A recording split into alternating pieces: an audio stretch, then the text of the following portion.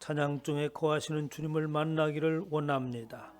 성령 하나님 이곳에 임하셨으니 하나님의 생명의 말씀이 부어지게 하시고 가슴이 열려지게 하여 주시옵시고 영의 귀와 눈이 열려지는 역사가 있게 하여 주셔서 주의 말씀을 붙들고 나가는 이들마다 승리케 하여 주시옵소서. 이 시간에도 성령 하나님께서 역사하시기를 원하옵고 우리 주 예수 그리스도의 이름으로 기도하옵나이다. 아멘. 하나님의 말씀은 사도행전 19장 21절로 27절 말씀입니다. 이 일이 있은 후에 바울이 마게도냐와 아가야를 거쳐 예루살렘에 가기로 작정하여 이르되 내가 거기 갔다가 후에 로마도 보아야 하리라 하고 자기를 돕는 사람 중에서 디모데와 에라스도 두 사람을 마게도냐로 보내고 자기는 아시아에 얼마 동안 더 있으니라. 그때쯤 되어 이 도로 말미암아 적지 않은 소동이 있었으니 즉 데메드리오라 하는 어떤 은색장이 은으로 아데미의 신상 모양을 만들어 직공들에게 적지 않은 벌이를 하게 하더니 그가 그 직공들과 그러한 영업하는 자들을 모아 이르되 여러분도 알거니와 우리의 풍족한 생활이 이 생업에 있는데 이 바울이 에베소뿐 아니라 거의 전 아시아를 통하여 수많은 사람을 권유하여 말하되 사람의 손으로 만든 것들은 신이 아니라 하니 이는 그대들도 보고 들은 것이라. 우리의 이 영업이 천하해질 위험이 있을 뿐 아니라 큰 여신 아데미의 신전도 무시당하게 되고 온 아시아와 천하가 위하는 그 위험도 떨어질까 하노라 하였더라. 아멘. 할렐루야. 명절도 잘 쉬셨어요? 코로나가 얼마나 기승을 부리는지 가족들끼리만 모이고 꼼짝없이 방에 있다가 그리고 왔습니다. 그럼도 아마 마찬가지일 거예요.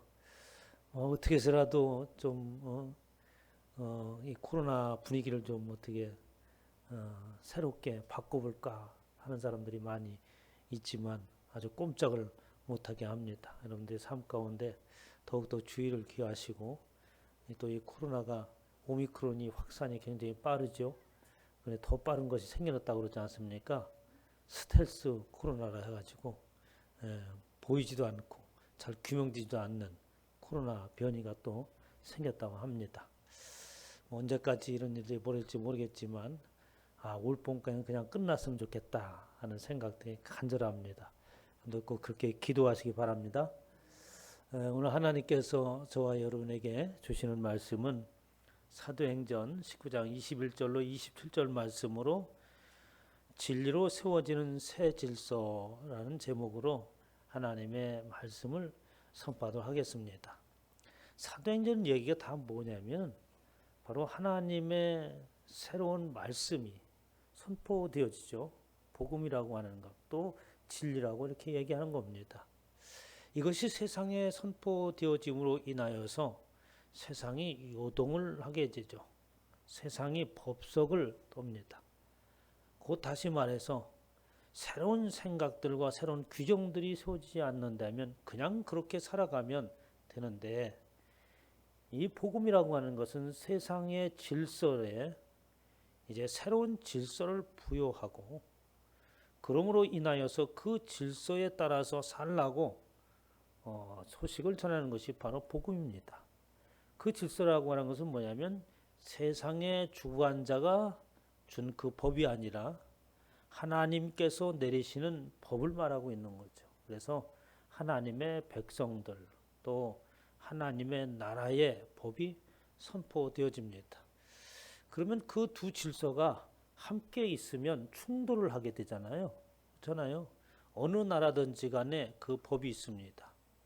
그런데 그 법이 있으면 두 나라가 하나로 또는 협력하기 위해서는 하나의 룰을 가지고 있어야 돼요. 그렇지 않으면 어떻습니까?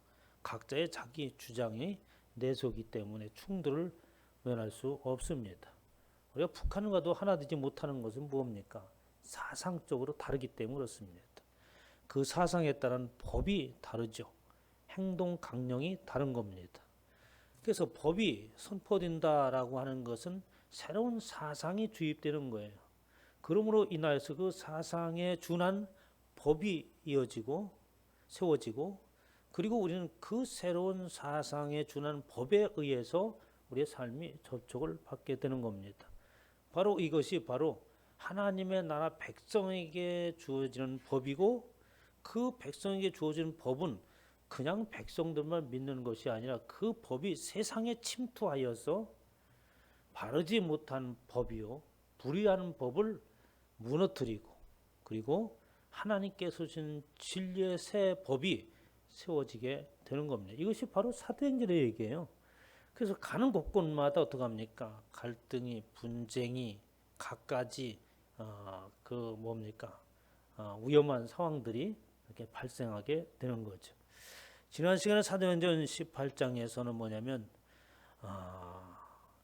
하나님의 부름을 받고, 그리고 그 말씀에 붙들린 사람들의 이야기가 나오죠. 그 가운데 이제 그 아굴라와 브리스길라라고 하는 아주 훌륭한 부부가 나옵니다. 성경이 전해지는 곳곳마다 아굴라와 브리스길라라고 하는 이야기가 나오죠. 사도행전 18장 2절에 아굴라라 하는 본도에서 난 유대인 한 사람을 만나니 글라우디오가 모든 유대인을 명하여 로마에서 떠나라 한 고로 그가 그의 아내 브리스길라와 함께, 이렇게 이제 로마의 글라우디의 칙령에 의해서 당시에 이제 로마영에 있는 모든 나라에서 유대인들은 나가라, 이런 칙령이 반포됩니다. 그러므로 인해서 이제 유대인들이 그 로마를 떠나게 되는데, 그렇게 로마를 떠났던 그 아굴라와 브리스길라, 그는 큰 사업가였습니다. 천막을 만드는 사업가라서 여러 나라에, 여러 도시에 이렇게 지점을 가지고 있었던 그런 사람이죠. 이제 그 아굴라 브리스길라가 바울을 만나고, 바울이 또 천막을 짓는 손재주가 있어서 그들과 함께 기거를 하면서 이제 복음을 선포하는데, 바울이 하나님의 말씀에 붙잡힌 것처럼 바울이 전하는 그 소식이요, 새로운 진리의 말씀을 듣는 사람들은 역시 그 말씀에 사로잡히게 되는 거죠. 저와 여러분들이 예수 그리스도를 믿는다고 하는 것은 어떠한 상황이냐면 그 전해진 말씀에 사로잡힌 삶을 산다고 하는 것입니다. 포로가 되어진 거죠, 말씀에. 그래서 그 포로된 자의 삶을 살고 있는 것이 바로 저와 여러분들입니다. 그래서 예수 그리스도의 종이라라고도 표현을 합니다. 그렇게 아굴라와 브리스길라는 사도 바울과 함께 말씀에 사로잡혀서 살아가는데 그의 목숨까지도 내어놓죠. 로마서 16장 3절에 보면 너희는 그리스도 예수 안에서 나의 동역자들인 브리스길라와 아굴라에게 문안하라.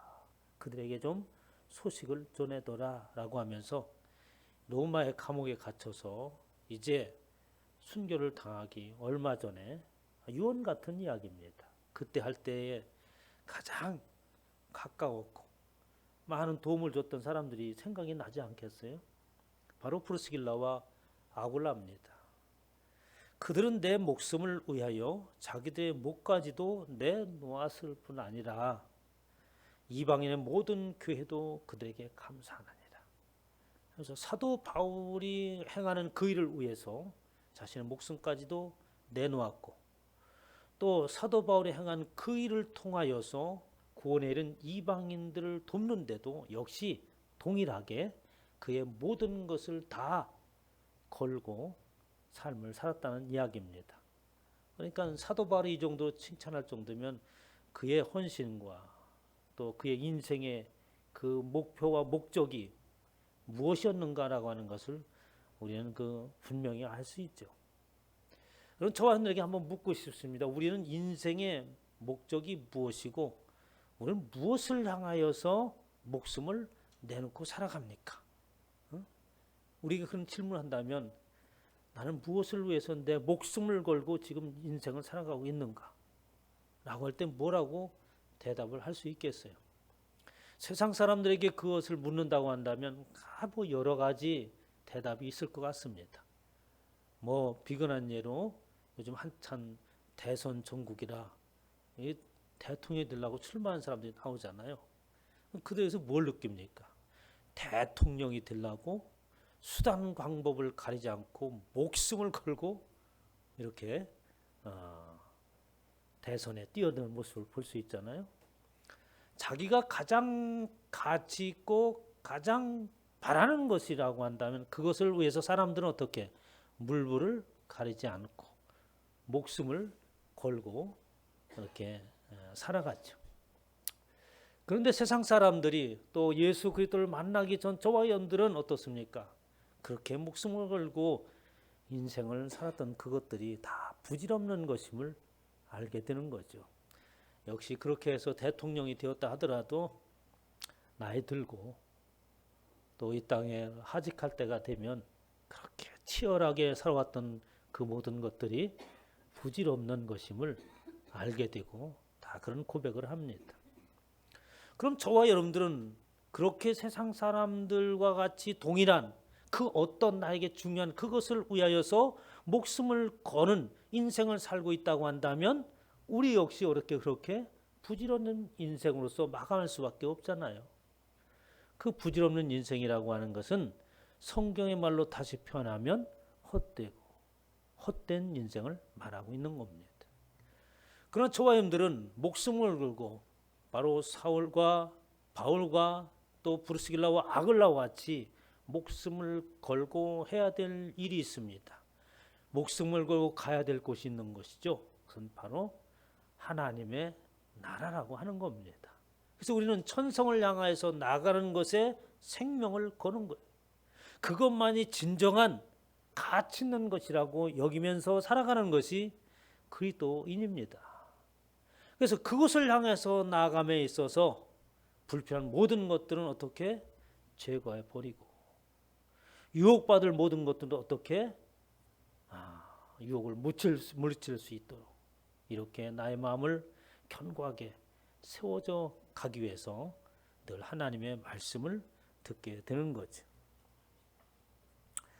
사도행전 18장 5절 실라와 디모데가 마게도나부터 내려오매 바울이 하나님의 말씀에 붙잡혀 예수 그리스도를 밝히 증언하니 바로 바울도 어떻게 합니까? 예수 그리스도가 바로 우리의 구세주라고 증언하는 것은 뭡니까? 그분이 바로 하나님이요 이상 우주 만물의 창조자요 통치자요 그 나라의 왕이 되고 우리는 그 나라에 들어가는 것이 목표이기 때문에 바로 그 나라에 들어가기 위해서 복음이라고 하는 예수 그리스도를 전하게 되는 거죠. 그러면서 19장에 넘어와서 이제 계속해서 복음을 전하게 됩니다. 21절에 보면 오늘 본 말씀 읽은 말씀 중에 이 일이 있은 후에 라는 말을 합니다. 이 일이 있다는 것은 그 앞에 일어난 일들을 언급하고 있죠. 1절서부터 21절 사이에 보면 많은 일들이 일어납니다. 2절에 보면 성령에 관한 이야기가 나옵니다. 에베소 사람들에게 너희가 믿을 때에 성령을 받았느냐라고 묻습니다. 성령의 계심도 듣지 못하였노라. 그러면 세례를 받았느냐? 요한의 세례뿐이니라. 사도 바울이 설명을 하죠. 요한이 회개의 세례를 베풀며 백성에게 말하되 내 뒤에 오시는 이를 믿으라 하였으니 이는 곧 예수라 하거늘 예수의 이름으로 세례를 받아야 된다라는 말을 하고 있는 겁니다. 그러면 예수의 이름으로 세례를 받는 이 말 끝에는 무슨 얘기냐면 그 사람들이 예수 그리스도를 믿는다고 자청하는 사람들이었어요. 그래서 원어 그대로 보면 뭐라고 얘기했냐면 너희들이 성령을 받았느냐 그리고 믿었느냐라는 거예요. 계속해서 연거푸에서 지금 의미는 말은 다르지만 그 속에 포함된 의미의 내용은 동일한 질문을 하고 있는 거예요. 당신들이 예수 그리스도를 믿습니까? 그러면 성령을 받았습니까? 그러면 정말 믿었습니까? 믿고 있는 겁니까? 라는 거예요. 그러면 그 이야기를 듣는 사람들의 상황이라고 하는 것은 뭡니까? 마치 예수 그리스도를 믿는다고 하면서도 성령을 받은 자의 모습이, 성령의 열매가 그의 삶 가운데 나타나지 않는 거죠. 예수 그리스도를 믿는다고 하면서도 그러면 정말 믿었느냐라는 믿는 말을 하는 것은 그렇게 믿는다고 하면서도 믿는 자의 삶이 없다라는 말이 되는 겁니다. 예수 그리스도로 인하여서 세례를 받는다라고 하는 것은 바로 이제는 나는 물에 수장되어 죽고 예수 그리스도 함께 죽고 그리고 예수 그리스도로 인하여서 산 자로서 성령이 그와 함께 하는 삶인 거예요.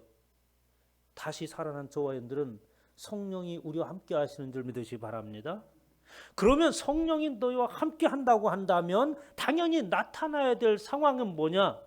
성령의 열매가 맺는 삶이 되어야지 않냐? 온유하고 자비롭고 긍휼없고 그러한 열매들이 저와 여러분의 삶 가운데 있다고 한다면 저와 여러분의 얼굴 표정이 어떻겠어요? 응? 저 사람을 보면 왜 이렇게 인자한 모습이, 응? 사람의 얼굴을 쳐다보면 자비롭고 온유하고, 응? 뭔가 평안함을 느끼는. 응?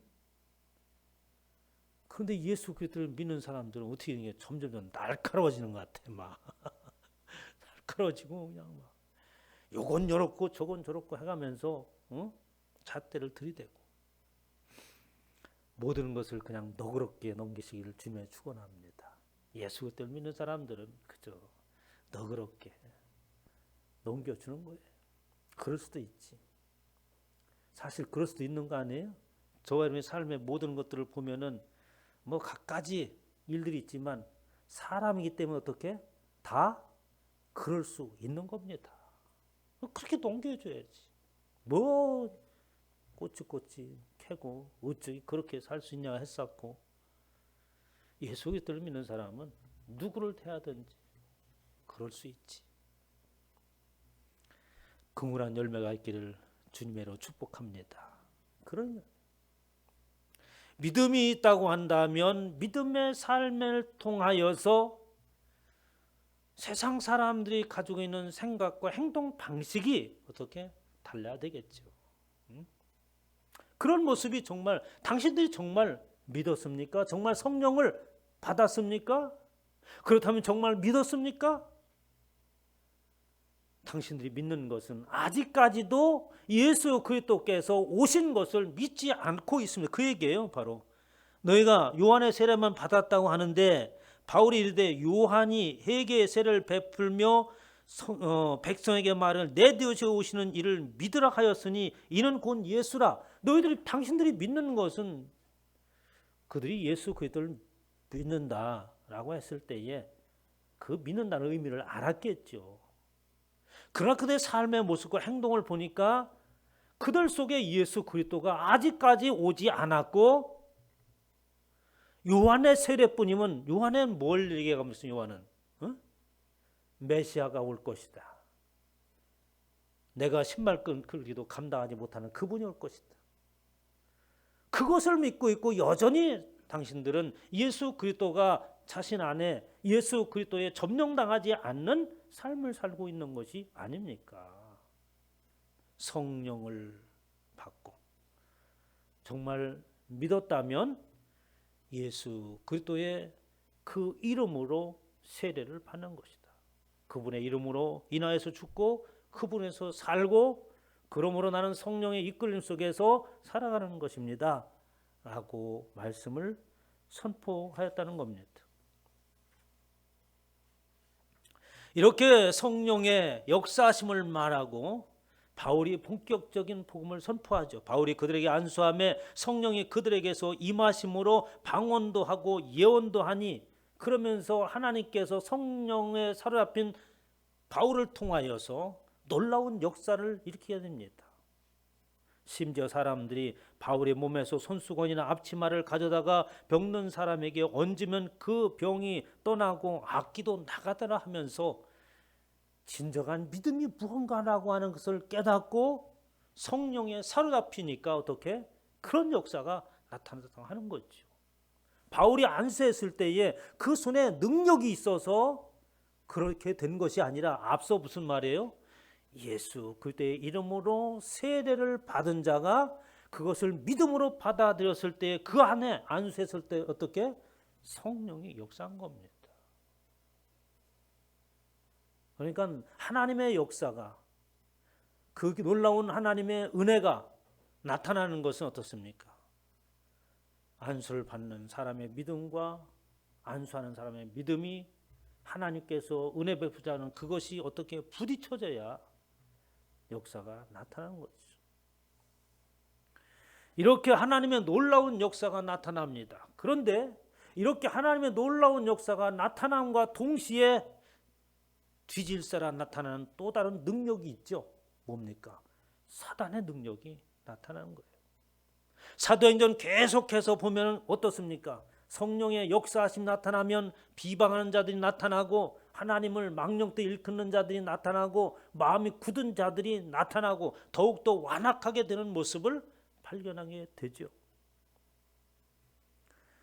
19장 9절에 보면 어떤 사람은 마음이 굳어 순종하지 않고 무리 앞에서도 이 도를 비방하거늘 사도 바울이 그렇게 2일 후에 이렇게 성령의 역사하심과 믿음의 새롭게 하심을 입은 자들로부터 나타나는 하나님의 놀라운 일들을 목격하고 소식을 들었음에도 불구하고 어떤 사람들은 마음이 굳어서 순종하지 아니하고 비방했다고 하는 거죠. 마음을 완악하게 가졌다고 하는 겁니다. 로마서 9장 18절에 그런즉 하나님께서 하시고자 하는 자를 긍휼히 여기시고 하고자 하시는 자를 완악하게 하시니라라고 하면서 하나님은 그렇게 완악하게 마음을 갖는 자들은 그렇게 완악하게 되어지기를 하나님께서 내버려 둔다는 거예요. 저주받은 모습이죠. 성경에 일시되 오늘 너희가 그 음성을 듣거든 경록해 하게 하던 것 같이 너의 마음을 완고하게 하지 말라. 저와 여러분 어느 때라도 하나님의 말씀을 들을 때 먼저 저와 여러분의 마음속에 있던 생각을 내려놓고 들으시기를 주님으로 축복합니다. 하나님의 나의 생각을 내려놓는 거예요. 세상 속에서 교회 오기 전에 있었던 모든 생각들을 다 지워버리고 앉아있는 겁니다. 그리고 아무것도 없는 상태에서 내 안에 가득 찼던 물을 저었잖아요. 스펀지 마냥 하나님의 말씀이 다시 스펀지 같은 마른 스펀지 같은 그곳에 말씀이 채워져야 되는 겁니다. 그래 사는 거예요. 여전히 내 안에 가지고 있는 걸 비워놓지 아니하고 하나님의 말씀이 들어갈 데가 없잖아요. 응? 자신이 가지고 있는 선입견과 얄팍한 지식을 계속해서 가지고 앉았다면 하나님의 말씀이 들어갈 틈이 없어요. 하나님께서 능력으로도 그렇게 안 하십니다. 문 밖에서 두드려도 문을 열지 아니하면 안 들어가세요. 이렇게 마음이 굳는 자들이 나타난 것뿐만 아니라 사기치는 사람도 나타납니다. 오늘 말씀 14절에 보니까 유대 한 제사장 스게노와 7 아들도 그 일을 행하더니 악기 들린 사람이 그들에게 뛰어올라 눌러 이기니 그들이 상하여 벗은 몸으로 그 집에서 도망하는지라. 한 제사장이 이것을 보고서는 야, 예수 그리스도의 이름으로 명하게 하면 놀라운 일이 나타나는구나. 예수 그리스도의 이름을 빙자하죠. 귀신을 쫓아납니다. 귀신이 뭐라고 해요? 내가 예수도 알고 바울도 안 같으면 도대체 넌 누구냐? 하면서 오히려 귀신이 올라탔다는 얘기예요. 예수 그리스도를 믿는 것은 그분의 이름을 빙자하는 것이 아닙니다. 그분의 이름을 사용해서 뭔가를 이루려고 하는 것이 아니에요. 자칫 잘못하면 오늘 한 제사장 스게노와 그 아들들과 같이 오히려 귀신들에게 더러운 영들에게 사로잡힐 수가 있습니다. 예수 그리스도의 이름은 주님의 뜻을 위해서 사용하시기를 주님의 이름으로 축복합니다. 그렇죠? 그뿐만 아니에요. 그렇게 복음이 선포되어지고 하나님의 놀라운 역사가 나타날 때에 어떤 사람들은 마음이 굳고 그리고 소동하고 비방하는 사람들이 더욱더 들끓게 일어나기도 하고 또 수많은 사기꾼도 일어나게 하는 거죠. 얼마나 많은 사기꾼들이 우리 가운데 많이 있습니까? 제일 사기치기 쉬운 게 목사인가 봐. 어떻게 보면 목사 이름 달고 와서 사기치는지 모르겠어요. 세상이 그렇습니다. 그뿐만 아니에요. 예수 그때의 복음이 선포되어지면 그런 사람들이 더욱더 두각을 나타내고 드러나는데 그뿐만 아니라 사회적인 큰 소동도 일어나게 됩니다. 오늘 본 말씀 이런 거죠. 그때쯤 되어 이도로 말미암아 적지 않은 소동이 있었으니라고 하면서 사도 바울이 전하는 복음을 통하여서 어떻게 엄청난 소동이 났다는 거예요. 어디에? 에베소서에. 에베소서에는 큰 신전이 있습니다. 아데미 신전이라고. 제가 에베소서에 가봤거든요. 야, 정말 그 신전을 만든 그 대리석 기둥들. 그때는 기둥 몇 개만 남고 없더라고요. 길이가 120m, 폭이 60m. 고대 7대 불가사의 중 하나예요. 그 웅장한 것이 당시에 지금은 그거보다 더 큰 엄청난 건물들이 많이 있겠지만 당시에 그런 구조물, 그런 건물이 세운다는 것은 상상하기 어려운 거예요. 그런데 그런 신전이 있는 거예요. 응? 그러니까 세계 각처에서 구경하러 옵니다. 그뿐만 아니라 그 아데미 신전은 전 세계 곳곳에 32개나 되는 그 지역에서 그 아데미 신을 섬기는 흔적들이 있다고 해요. 제단들이 있다고. 그러니까 당시에 어떻게 전 세계에 퍼져져 있는 이 아데미 신전, 이 다산의 신을 섬기고 있는 겁니다. 그래서 그 에베소 사람들은 그 신전 때문에 먹고 사는 거예요. 그 유럽에 보면 또 지금 그 터키도 역시 마찬가지입니다만 그 사람들이 가장 많은 수입이 뭡니까? 관광 수입이잖아요. 이스라엘 관광 수입 전부 예수님의 흔적들 또 유럽에 이런 에베소 이런 데 가면은 그런 신전들이 많습니다. 그런 것들이 어떻게 관광 수입이 돼가지고 엄청난 수입을 올리는데 당시에도 역시 마찬가지였습니다. 그것을 보고 또 순례하는 것처럼 왔을 때에 그들을 향하여서 그 여신상을 만들어서 먹고 사는 사람들이 많이 있는 거예요. 데메트리오라 하는 어떤 은색장이 아데미의 신상 모형을 만들어 직공들에게 적지 않은 벌이를 하게 하더니 그 신상을 뭐 혼자서 만들어 파는 게 아니었어. 수많은 직공들을 두고 다량으로 생산하고 그리고 그 신상을 만드는 세공자들이 어떤 조합을 결성해서 그러니까 온 시내가 그것으로 인해서 먹고 사는 거예요. 25절에 그가 그 직공들과 그런 영업하는 자들을 모아 이르되 여러분도 알거니와 우리의 풍족한 생활이 이 생업에 있는데 그 신전 때문에 먹고 사는 겁니다. 에베소 사람들이 엄청난 부유를 가져다 놨다는 거예요. 그런데 그렇게 잘 살고 있는데 예수 그리스도를 믿으라고 하는 겁니다. 그 예수 그리스도를 믿으려면 어떻게? 내가 가지고 있는 생업을 포기해야 되는 거예요. 그것이 만약에 선포되어지고 퍼져나가기 시작한다면 지금 에베소를 비롯한 그 신전을 섬기고 있는 많은 사람들에게 굉장히 큰 생계의 위협을 가져다주는 그런 엄청난 일입니다. 그러니 난리가 났죠. 이 바울이 에베소뿐만 아니라 거의 전 아시아를 통하여 수많은 사람을 권유하되 사람의 손으로 만드는 것은 신이 아니라고 하면서 사람의 신으로 만드는 것은 신이 아니라고 난리를 치고 다니는데 지금 이 에베소뿐만 아니라 전 아시아가 다 지금 어떻게 이 아데미 신전을 통해서 엄청난 부를 축적하고 살아가고 있는데 저들이 손으로 만드는 것은 신이 아니라고 하니 큰 소동이 났죠. 우리의 영업이 천하여질 위험이 있을 뿐 아니라 큰 여신 아담의 신전도 무시당하게 되고 온 아시아와 천하가 위하는 그 위험도 떨어질까 하노라. 그러니까 그 은색장이 그 신상을 만들어서 파는 사람들의 그 직업이 굉장히 신성시 여겨졌고 많은 사람들에게 어떻게 좋은 일을 하십니다. 우리가 직업을 가져도 그렇잖아요. 뭐 직업엔 귀천이 없지만 뭐 천한 직업, 훌륭한 직업 뭐 이렇게 따진다면 마치 그렇게 여신상을 만들어 파는 사람들의 그 직업이 사람들부터 높임을 받는 그런 직업이었다고 하는 겁니다. 그런데 이것이 아주 천하게 여겨질 위기에 처했다.